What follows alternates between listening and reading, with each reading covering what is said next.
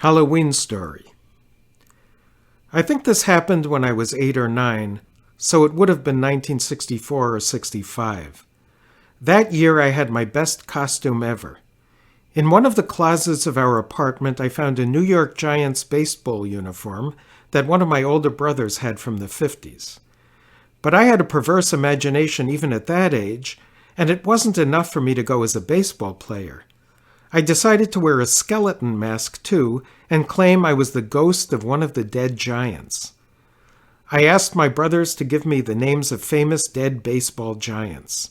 I settled on Mel Ott. My friends and I were power trick-or-treaters.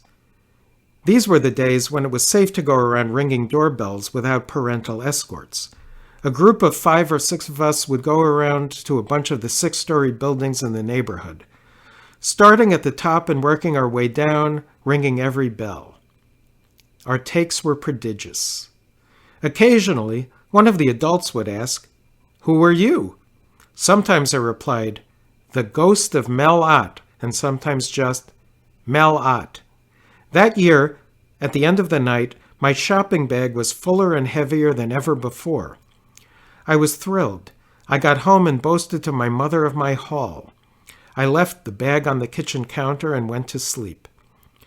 The next morning, I ran into the kitchen ready to start working my way through the Halloween candy, but the bag was gone. What could have happened? I figured one of my brothers must have taken it, but they were 8 and 12 years older than me. I knew they wouldn't have stolen it, but maybe they hid it as a joke. Both brothers, however, denied any part in the candy's disappearance. I went over the apartment with a fine-tooth comb. I looked in every closet, every drawer, every cabinet, and under every bed, but the bag was nowhere to be found. It remained an unsolved mystery for weeks. After a while, I pretty much forgot it. A little after this, my brother Bart got a major fright when he went to the bathroom one night and saw a giant rat drinking out of the toilet. This rat was as big as a cat, he said.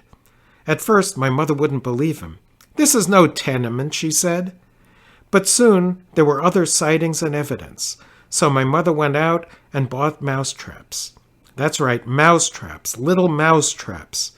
And she placed a little square of kosher salami in each of them, perhaps assuming a rat in a Jewish neighborhood would have Jewish tastes.